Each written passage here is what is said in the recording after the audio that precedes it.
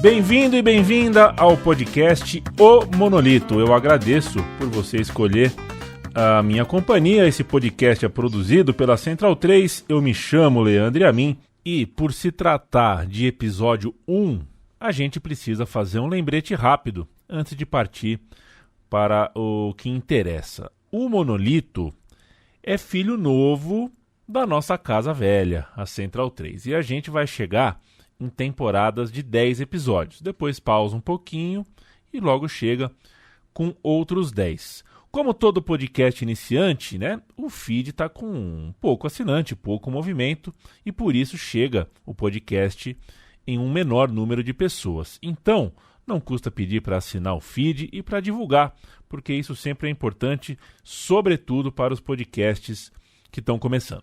O episódio 1, esse aqui que você está ouvindo, é com Luiz Antônio Simas, que despejou temporariamente o filho Benjamin do quarto para conversar comigo em um lugar silencioso numa manhã de abril de 2021. Sinceramente, não podia ter estreia melhor.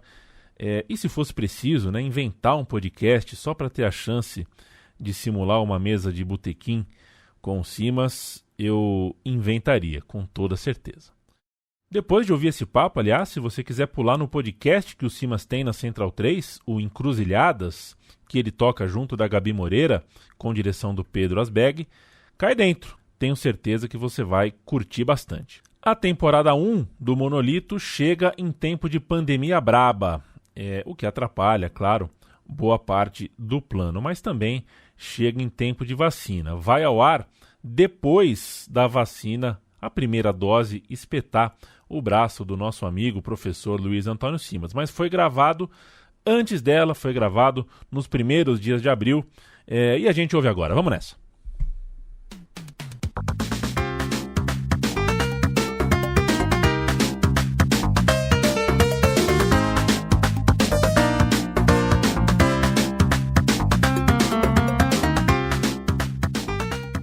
Estou com Luiz Antônio Simas aqui comigo. Mãe pernambucana, pai catarinense, cria de Nova Iguaçu, neto de mãe de santa. O Simas sabe que são poucas coisas que me despertam um sentimento bem específico. Eu tive, por exemplo, esse domingo eu tive o sentimento. Eu estava assistindo o Globo Rural. Acordei cedo, café da manhã bom, estava assistindo o Globo Rural. Aquelas reportagens mostrando um Brasil bem remoto, um Brasil profundo, agrário, simples, tão bonito. E aí eu olhava aquilo e falava, cara, o Brasil é um lugar legal, né? Nossa, o Brasil é bacana demais. Quero que você saiba que algumas produções, livros, filmes, pessoas com as quais eu me relaciono na vida me fazem sentir isso, que o Brasil é um lugar legal. E você é um desses. Luiz Antônio Simas, você me desperta isso. E eu quero saber, já mandando meu abraço de hoje, o que te desperta essa sensação? A sensação de que o Brasil é, apesar de tudo, um lugar legal. Bom, primeiro, Yamin, obrigado pelo convite para bater esse papo, né? E é muito curioso. Eu acho que o que desperta em mim a sensação de que o Brasil é um lugar legal, de certa maneira, é porque o Brasil que eu moro, em algum sentido, continua sendo a minha infância, né? Eu costumo dizer que o meu país é a minha infância. E eu venho de um Brasil que, na verdade, cruza muita coisa, né?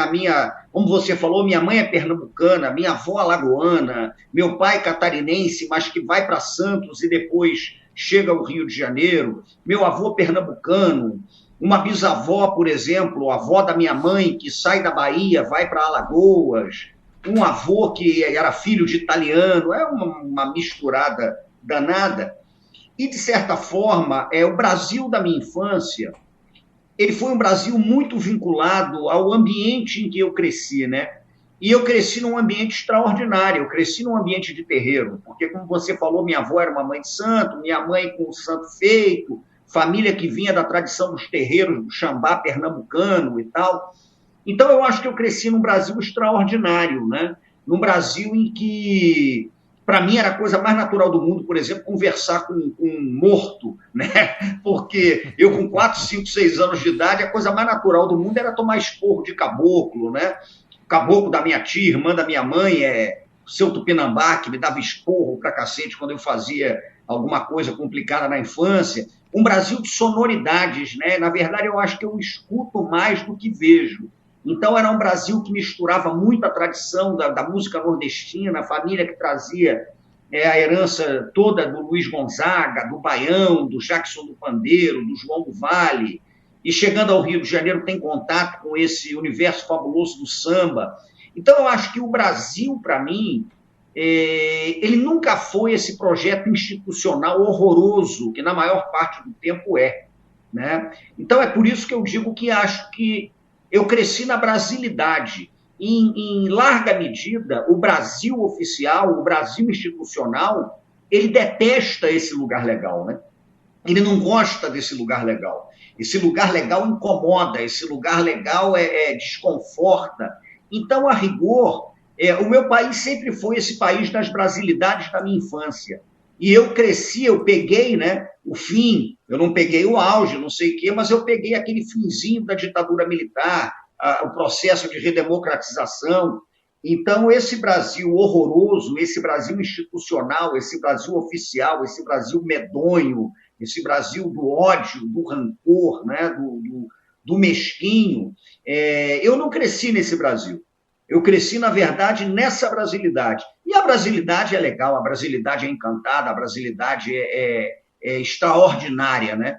Portanto, é por isso que eu costumo dizer que meu país é a minha infância. E a minha infância foi uma infância vivida numa brasilidade que era muito legal.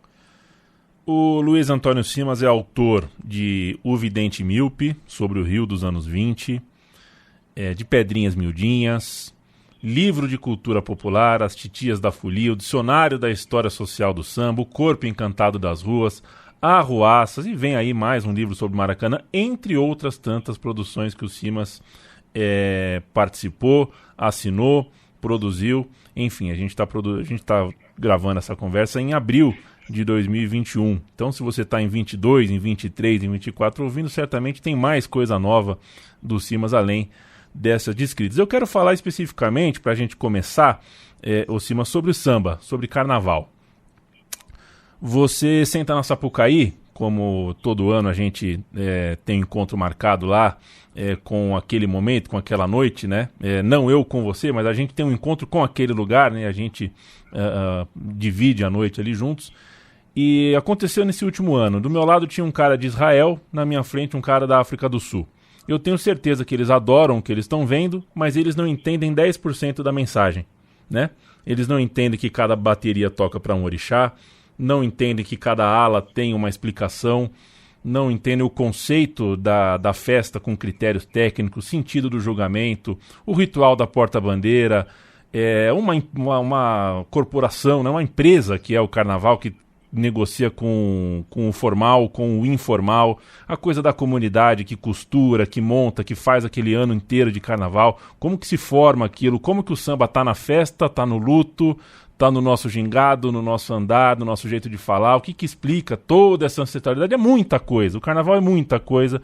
O cara vê beleza, cores, seminus, o som da bateria e se dá por satisfeito. Ele ama aquilo, mesmo sem entender tudo que está ao redor, toda a história que está sendo contada naquela ópera brasileira. Isso me aflige um pouco, porque eu gostaria que o cara entendesse mais, e me aflige porque eu quero, enfim, quem já tentou explicar para um estrangeiro o que é o carnaval, né, o que é todo o concurso de carnaval, enquanto o carnaval na rua está acontecendo também, é uma loucura. Ô Simas, como que a gente conta a nossa história, não só do carnaval, mas a nossa história como um todo? Eu tenho a impressão que a gente negligencia o contar da história. O exemplo é carnavalesco, mas eu creio que seja só um sintoma de uma história que a gente, na verdade, não conta, né? A gente não conta o que é o Círio de Nazaré. Eu aqui em São Paulo não consigo entender, porque ninguém me conta o que é, afinal, o Círio de Nazaré, por exemplo. A gente tem tanto ritual de rua, ritual de alma. É um Brasil que a gente não conta, né? Eu acho que é por aí mesmo. Eu acho que a gente não conta, em larga medida também, porque é uma coisa que eu costumo dizer, eu tenho pensado muito nisso recentemente, né?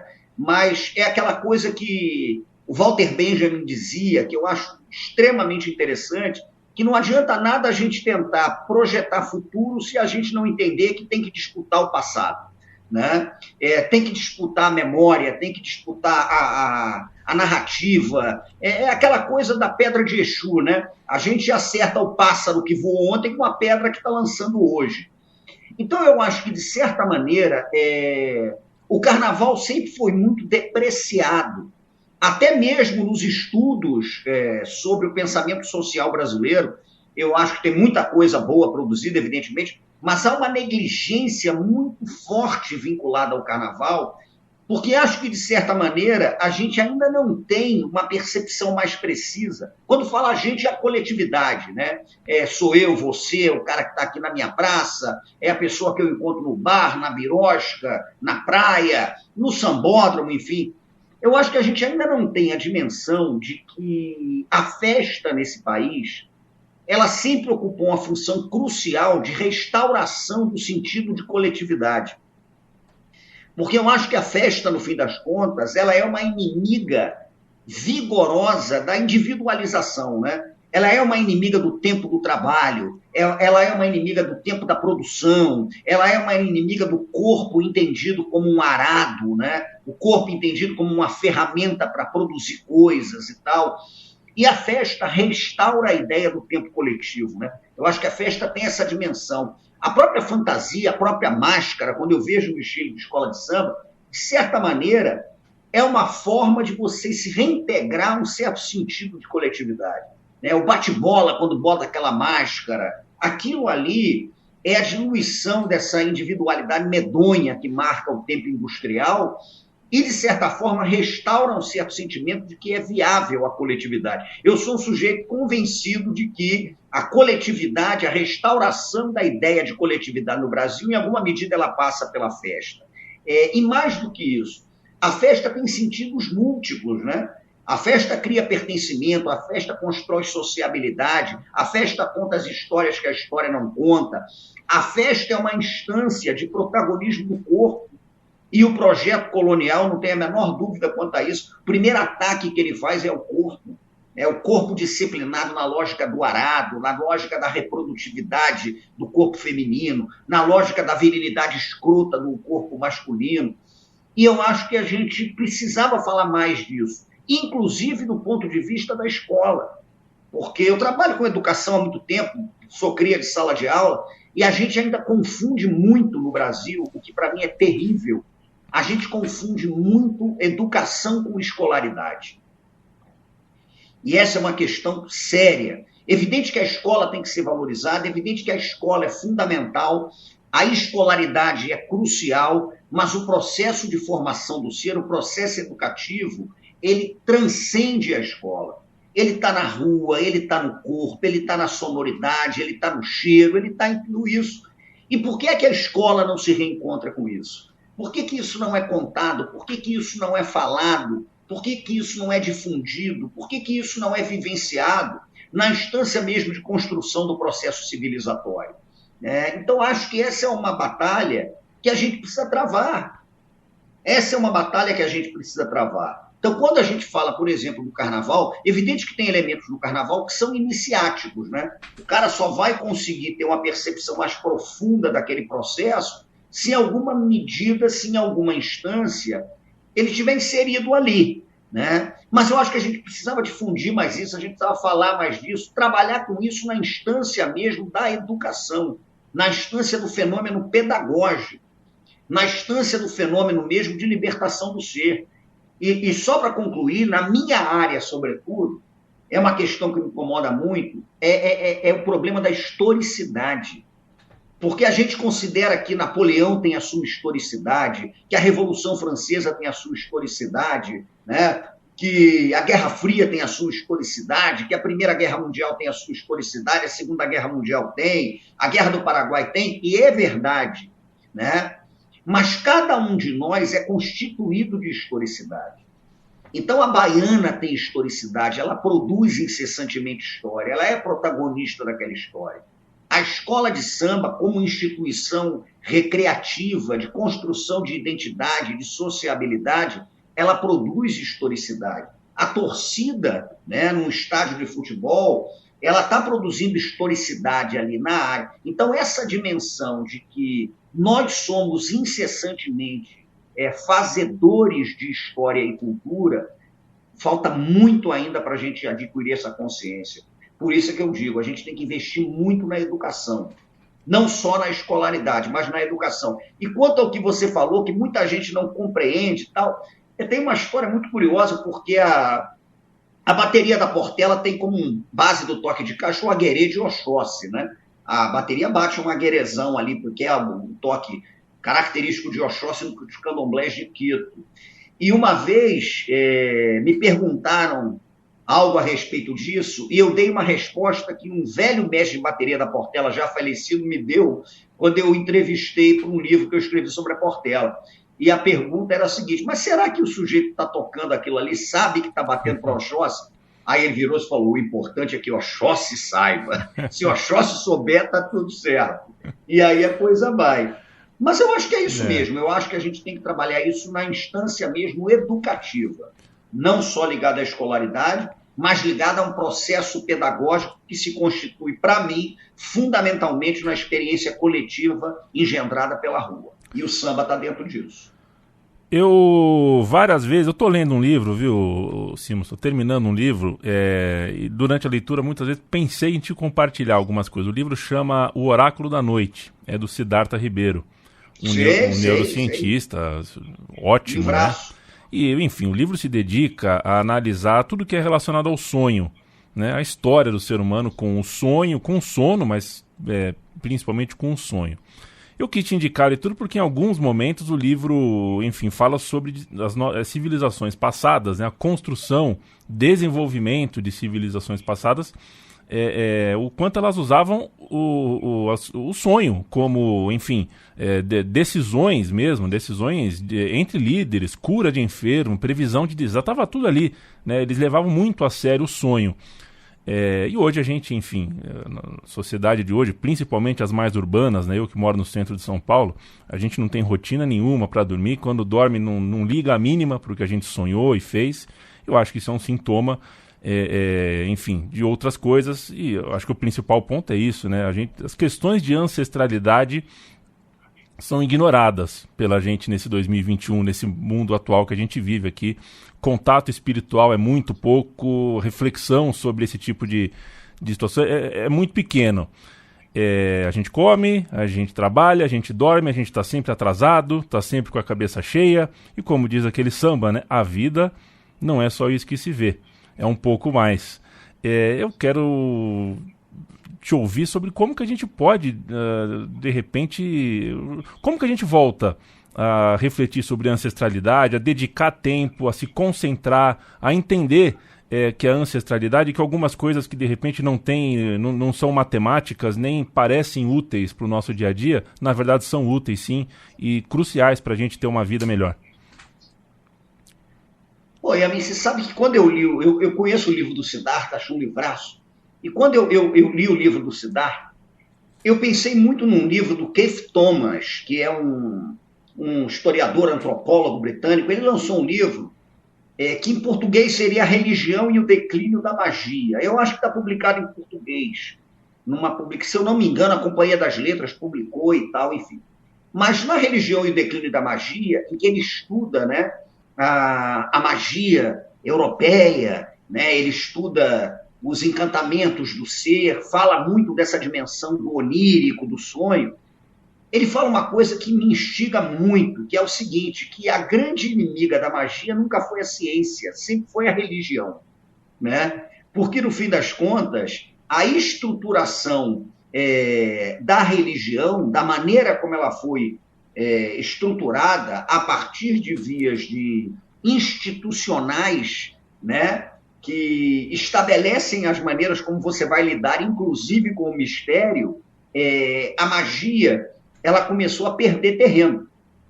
E aí, quando a gente chega, evidentemente, ao século XVIII, com o apogeu do pensamento das luzes, né, o cartesianismo, sobretudo, operando numa ruptura radical, que começou lá com o Platão, mas que o Descartes opera vigorosamente mesmo, que é essa separação entre a razão e o espírito, né? e o cogito, a razão sendo o mecanismo que pode te colocar em contato com a compreensão do mundo. Então a gente foi se desencantando, né? O Weber falava sobre essa questão também do desencanto, a gente foi perdendo esse encantamento.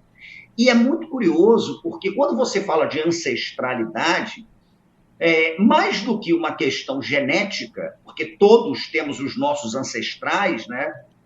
Os descendentes de africanos e africanas, os descendentes de indígenas, os descendentes de europeus e tal, eu acho que a ancestralidade é uma ética, existe uma ética da ancestralidade. E essa ética da ancestralidade, isso aí várias pessoas já falaram, não é nenhuma novidade, mas essa ética da ancestralidade, ela se manifesta na dimensão de que tudo que é ancestral só é ancestral porque faz sentido para o presente. Se não deixa de ser ancestral, aí é o que eu digo, né? E vira antigo. Então, o ancestral é contemporâneo, o ancestral dialoga com tudo. O ancestral é pop, o ancestral está aqui, o ancestral está na rua. Mas me parece que a gente perdeu um pouco a capacidade de exercitar essa dimensão de encantamento do mundo. E quando eu falo de exercitar, isso não tem nada a ver com ter fé, acreditar ou não. Eu lembro que, numa certa ocasião, eu fiz uma pergunta para um sacerdote nigeriano, Baba Wande Abimbola, Ogun Wande Abimbola, né, um babalaú e sacerdote. Eu perguntei, então, para Baba Wande Abimbola, Ogun Wande Abimbola, uma pergunta que me mandaram fazer para ele, na verdade, que era um congresso que estava acontecendo na UERJ e tal, sobre essa questão. Mas será que você acredita mesmo, o senhor acredita mesmo nessas coisas? E ele deu uma resposta para ser espetacular. Ele falou: olha, mas a fé foi uma questão que o Ocidente colocou, então vocês é que se resolvam com ela. Isso daí vocês têm que se resolver lá com o São Tomás de Aquino, com o Santo Agostinho, com a fé, porque, a rigor, essa questão não tem o menor interesse, se você acredita ou não, não é isso que importa, né? O que importa, na verdade, é uma postura diante da vida que opta pelo encantamento da existência, né? Opta por essa dimensão mesmo do encantamento, essa dimensão do inusitado. Então é o cultivo do encanto, né? O encanto precisa ser cultivado. Agora, para que exista cultivo do encanto, eu acho que a gente tem que mergulhar na dimensão do tempo encantado. Esse tempo encantado é uma coisa que me instiga muito. Eu tenho tentado pensar um pouco nessa ideia, porque nós vivemos no tempo do desencanto, né? O tempo do desencanto é o nosso tempo do relógio mesmo, é o tempo de vida, é o tempo da lógica da produção, né? É o tempo da lógica da circulação da mercadoria, é o tempo pré-estabelecido pelo relógio de ponto, né? É aquele tempo que a gente sabe que é inaugurado pela Revolução Industrial e tal. Enquanto o tempo do encantamento, ele é um tempo que requer, né? Parece um paradoxo, mas eu não acho que seja, ele requer a urgência do tempo lento. Ele requer a urgência, né?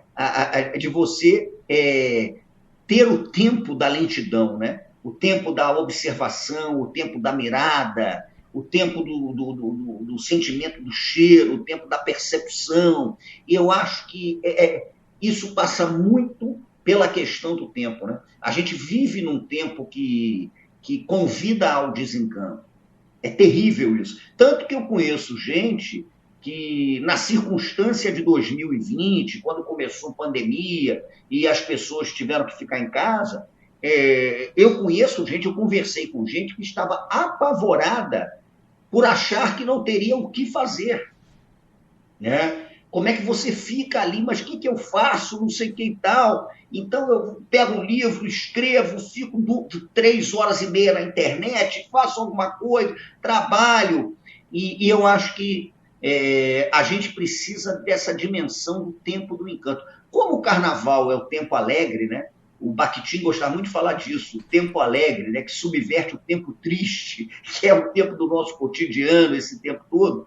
Mas eu acho que a gente precisa do tempo do encanto. Eu acho que a gente precisa desse tempo do encanto. E eu estou cada vez mais convencido que esse tempo do encanto caminha para a ideia do tempo lento, né? Da gente transgredir um pouquinho a urgência do relógio. Como fazer isso? É complicado. né? É complicado porque a gente está viciado no tempo rápido, a gente está viciado no tempo da aba, né? No tempo da aba. Eu percebo isso no meu trabalho na educação, como você hoje pega 45 minutos para dar uma aula para um adolescente, e, a rigor, esse adolescente, ele suporta 15 minutos. Por quê? Porque ele abre 6 abas diferentes naquele computador e é 3 minutos em cada aba. E aí ele está numa aba, volta e tal, que é interessante. Eu não estou dizendo, eu acho até que a escola tem que se adaptar a isso. Não estou dizendo para, não, tem que ficar 5 horas meditando, tem que virar monge copista e copiar a Bíblia no mosteiro. Não é isso que eu estou dizendo. Mas esse descanso da urgência, eu acho que é o descanso que permite o reencantamento do mundo. Ô Simas, quero falar com você sobre uma parte dessa, você que tão bem fala e tanto estuda sobre essa coisa da cidade, né, da urbanização, da construção, dos encontros civilizatórios. A gente tá, a palavra não é exata, mas a gente tá horrivelmente acostumado a ver morador de rua, gente morando na rua, gente nas esquinas, gente nas praças o tempo inteiro. Eu queria falar um pouquinho com você sobre isso, porque, enfim, a sua experiência é com os olhos, mas também a gente tem as interações, né? Como você acabou de falar de cheiro, o que a gente ouve, o ruído da cidade, a gente tem interações com essas pessoas, embora a gente nem sempre pare para pensar sobre elas. Primeiro com os olhos, claro, mas eventualmente a gente tem um diálogo e a gente sempre tem uma reflexão para fazer. O Rio de Janeiro está cheio de morador de rua, onde você mora. Eu moro em São Paulo, digo mesmo, também está cheio, cada vez mais cheio. E eles são consequências, claro, de uma ideia muito equivocada de sociedade que a gente alimentou por muitos e muitos anos. E como eu sei que você se interessa menos pelos grandes heróis, aqueles que têm estátuas, né? E mais pelas pedras miúdas da história, as pessoas miúdas dessa história, eu queria ouvir de você como que faz, né? Como que a gente vive dividindo a cidade com gente tão triste, com gente que sofre tanto, com gente que está tão machucada e tá ali, né? É um elevador, 10 passos a gente vai encontrar alguém ali. Pô, isso é uma questão, porra, que me aflige muito, porque o que acontece? A cidade é um território disputado, né? A cidade é uma rinha, é uma rinha, e é pancadaria. E eu moro numa cidade que é extremamente violenta, é extremamente desigual, é extremamente injusta, mas que sistematicamente tenta mascarar isso em cima de construções imaginárias ligadas à conciliação, né? Ao afeto, ao afável, ao cordial, ao maneiro, a maneira de você lidar com esse tipo de coisa. E eu acho que isso é muito complicado, porque a gente fica a um passo de romantizar o precário. E a romantização do precário é terrível, né? Romantizar o precário é um negócio tenebroso. Então, quando eu penso na cidade, mais especificamente na minha, né, que é a cidade que eu conheço, ou pelo menos acho que conheço alguma coisa sobre ela, essas maneiras de estar no mundo, elas muitas vezes operam numa dimensão de resposta e de invenção ao horror. Ao horror, né?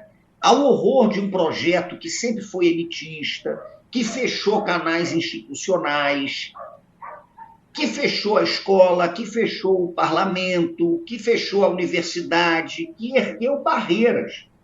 Por isso eu gosto muito de trabalhar com esse conceito de cultura de fresta. Como é que você vai operando nessas rachaduras desse concreto horroroso, né, que foi construído pelo Brasil oficial, e como é que nessa dimensão você vai tentando inventar o tempo todo, incessantemente, a vida.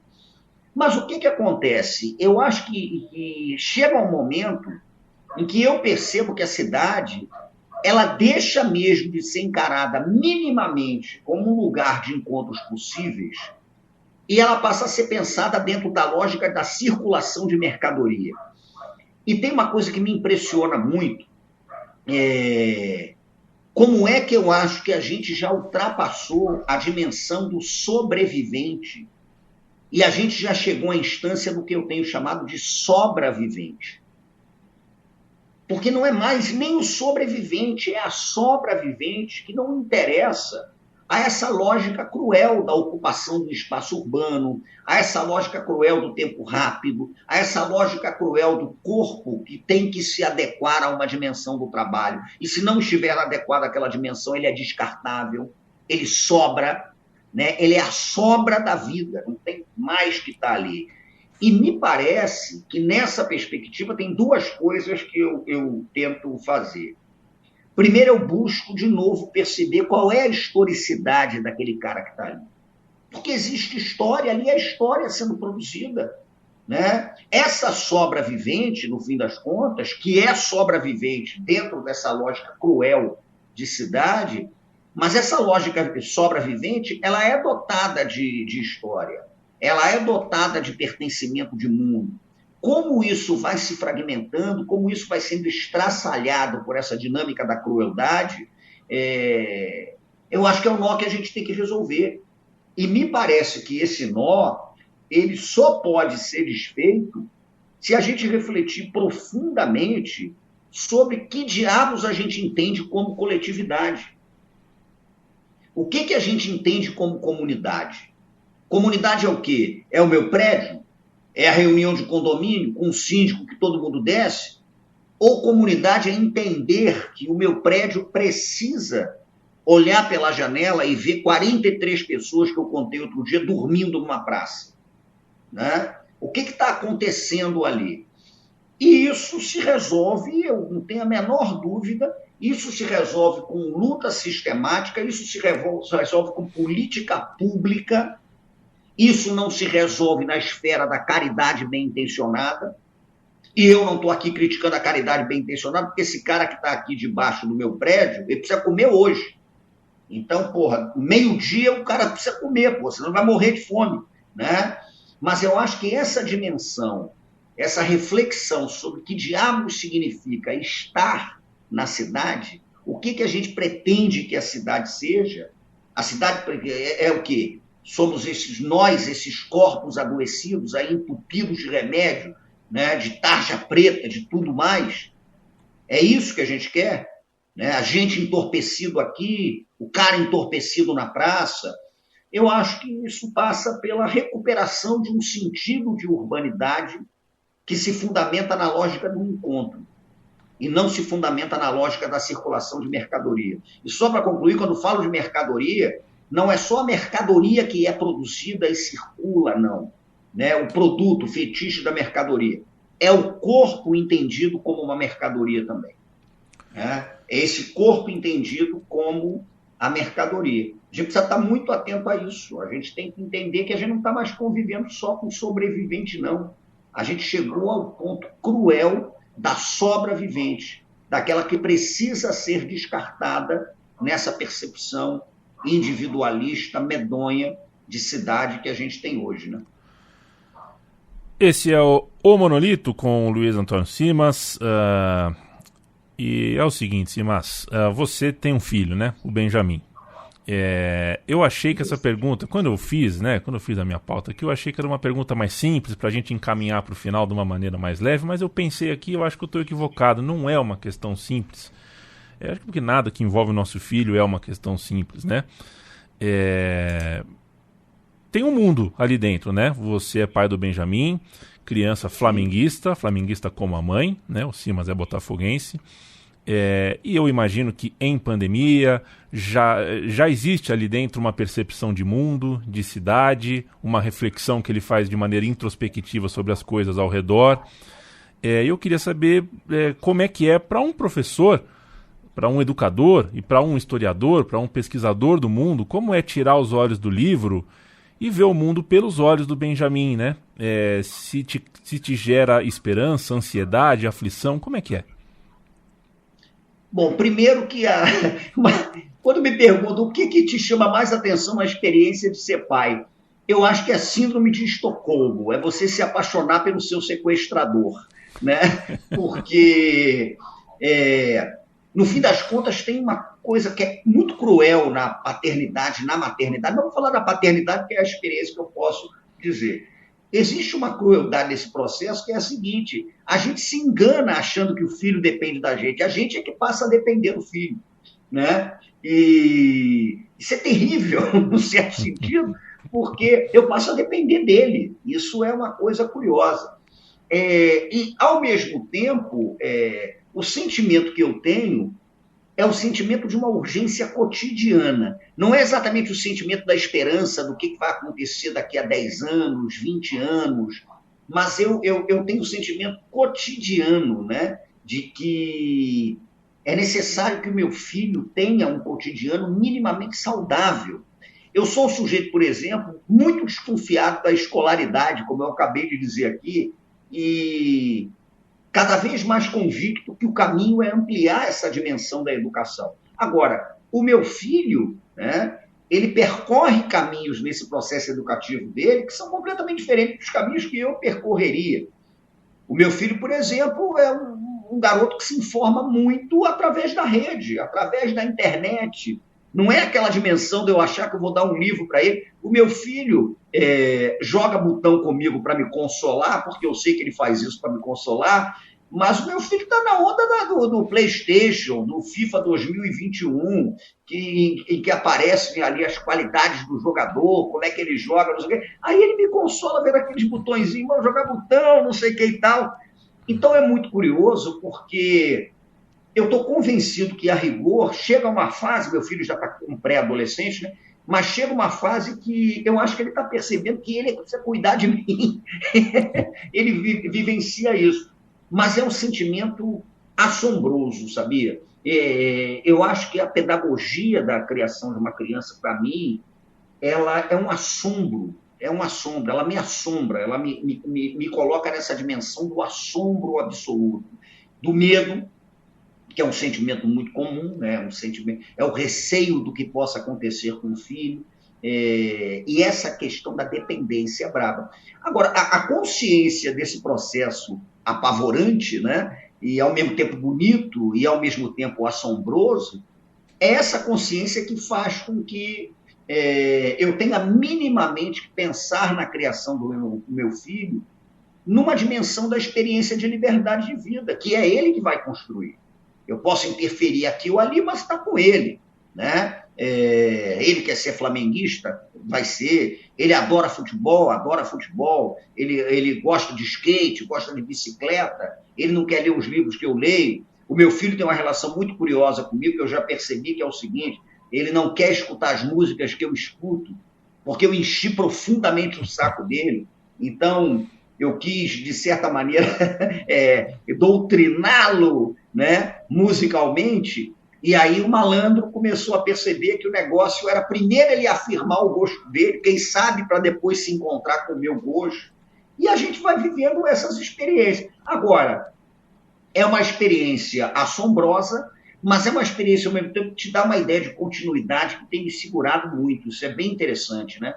É aquela dimensão mesmo do Gil, né? O Gil, eu penso muito nisso quando lembro da música do Gil, Babá lá pra lá. O filho perguntou para o pai onde é que está o meu avô onde é que está. O pai pergunta ao bisavô onde é que está, tataravô, onde é que está. Então essa ligação, essa chamada, né? Essa ligação com o tempo é muito curiosa. E eu já tive a oportunidade e tenho de contar ao meu filho as histórias do meu avô, né?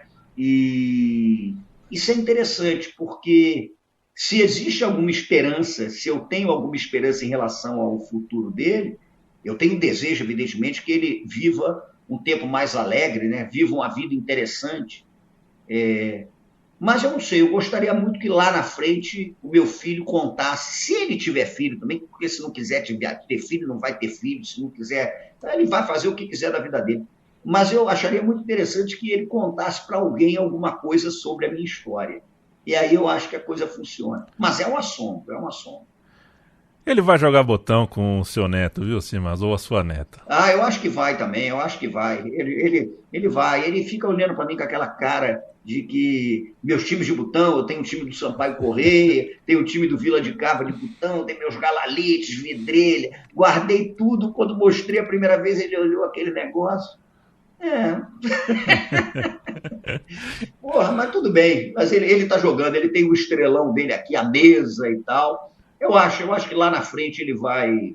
E se os deuses forem bons, e se ele vier a ter filhos, eu acho que a história vai se configurar de uma forma cíclica e bonita, com meu filho tendo, quem sabe, um filho ou uma filha botafoguense.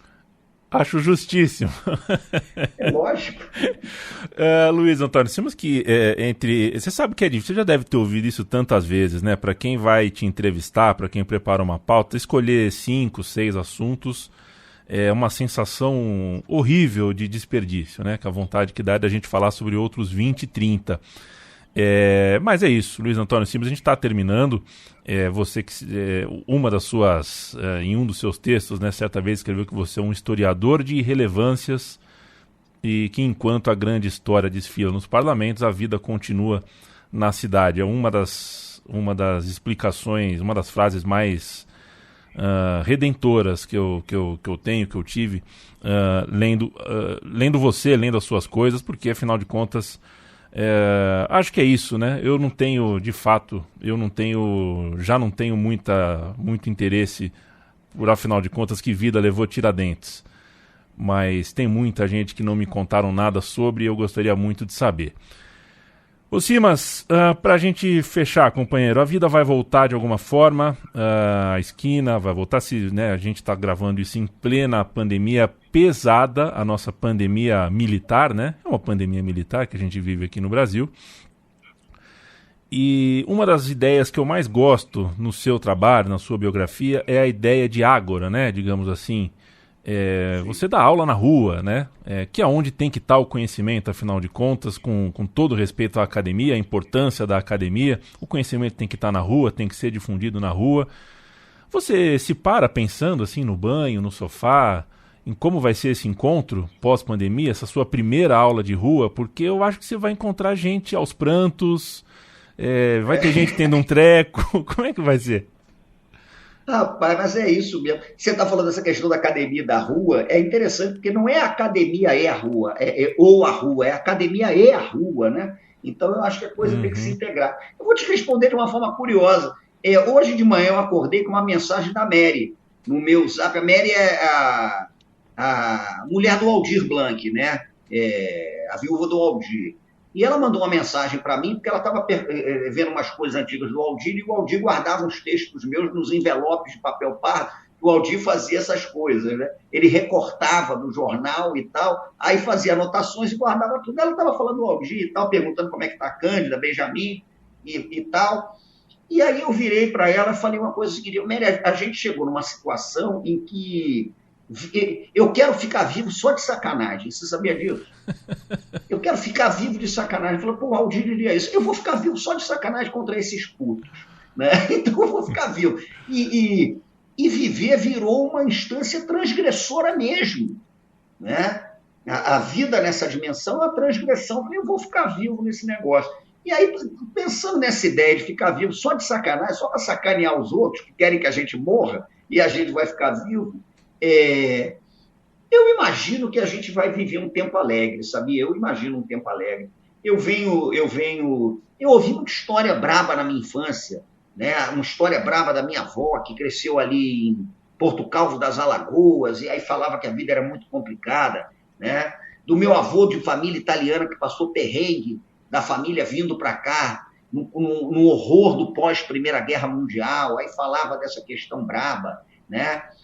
O horror absoluto que a gente não pode mensurar das pessoas que foram sequestradas na costa africana, vieram para cá e não sei o que e tal, mas eu gosto muito de pensar uma coisa que uma vez o Joel Rufino me falou, que era o seguinte: mas o samba, ele é filho do horror. Ele não é exatamente o filho da alegria, ele é filho desse horror, né? Mas ele dá uma resposta contra o horror que, no fim das contas, aí eu pensando em cima do que o Joel falou, ele dá uma resposta contra esse horror, que é uma resposta de transgressão do mundo mesmo, em encontro, em beleza, em coletividade. Então eu acho que vai ser assim, sabia? Eu tenho a impressão que a retomada vai ser interessante e vai ser uma retomada em que a gente vai celebrar a continuidade da vida, nem que seja só para sacanear quem quer que a gente morra. Exato, é o estar vivo como o desaforo a quem tanto desaforo nos oferece, né? Isso, exatamente isso. Ah, Luiz Antônio Simas, que prazer ouvir você, que prazer trocar essa ideia contigo, bater esse papo com você. A gente, repito, né? A gente grava isso aqui dia 1º, em abril de 2021. O Simas é o apresentador aqui na Central 3 do podcast Encruzilhadas, junto com a Gabriela Moreira, produzido por nós da Central 3, dirigido pelo Pedro Asbeg. A segunda temporada, muitos perguntam, né? Vai sair? Olha, se depender da Central 3, do Simas, da Gabriela, do Pedro Asbeg, vai sair. Só que tem que sair do jeito que tem que sair. E na pandemia a gente está segurando um pouco, a gente tem que ter o encontro, né? Tem que ter o encontro, tem que ter o pré, o pós, senão o programa não sai como tem que sair. Mas se não ouviu, se você está me ouvindo agora e não ouviu o podcast Encruzilhadas, fica o convite. Vá no seu agregador de podcast, procure, são 12 episódios, o Simas conversando com a Gabi Moreira e sempre com um convidado especial, vindo às vezes de muito longe, às vezes de não tão longe assim, mas sempre tinha um convidado ali.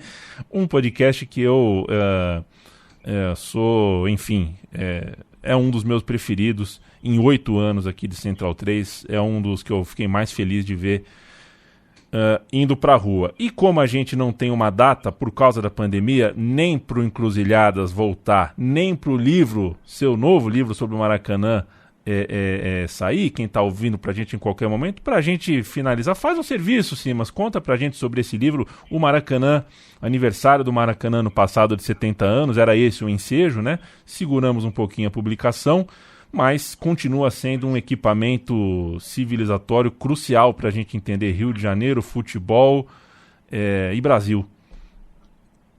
Isso, na verdade, o livro do Maracanã, como o próprio Encruzilhadas, que eu, a Gabi e o Pedro combinamos que quando a gente pudesse se encontrar com a segurança sanitária mínima, que a gente não quer fazer distância. Esse era um programa que a gente se divertia tanto no estúdio, um do lado do outro, gravando, naquela sacanagem do estúdio, aí comendo um queijinho cortado, tomando uma cerveja, e ele falou, porra, vamos segurar, mas já está pronto, a gente já tem até a pauta nos programas que a gente quer gravar.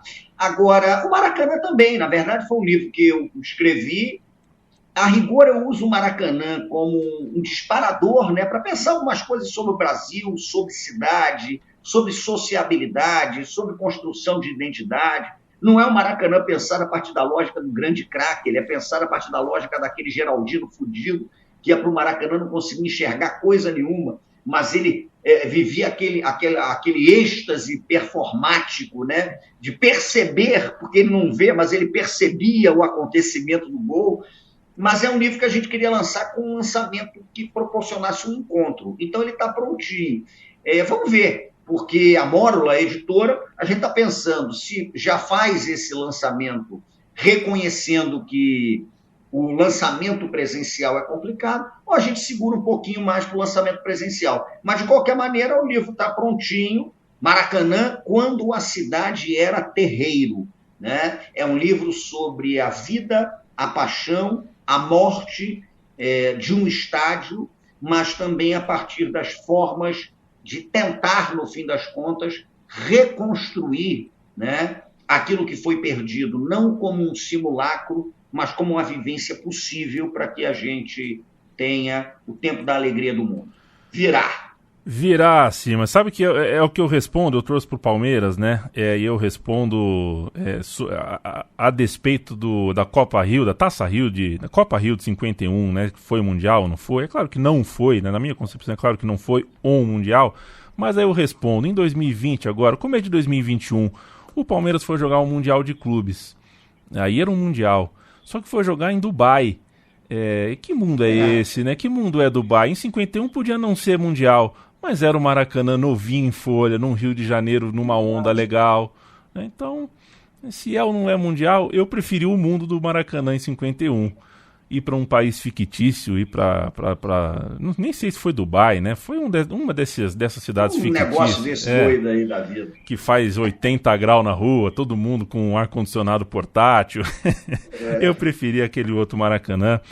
E nossa, Simas, que legal conversar com você. Brigadaço. Pô, maravilha. E até a próxima, viu? Show de bola. Falou, Yamin. Valeu. Saúde pra gente. Para todos nós.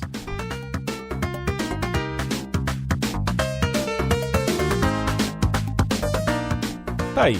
Estreia é sempre estreia. E como é bom estrear ouvindo alguém que tem tanto para dividir, tanto a dizer, como é o caso do professor Luiz Antônio Simas. A gente proseou, como você acabou de ouvir, no fim do papo sobre futebol.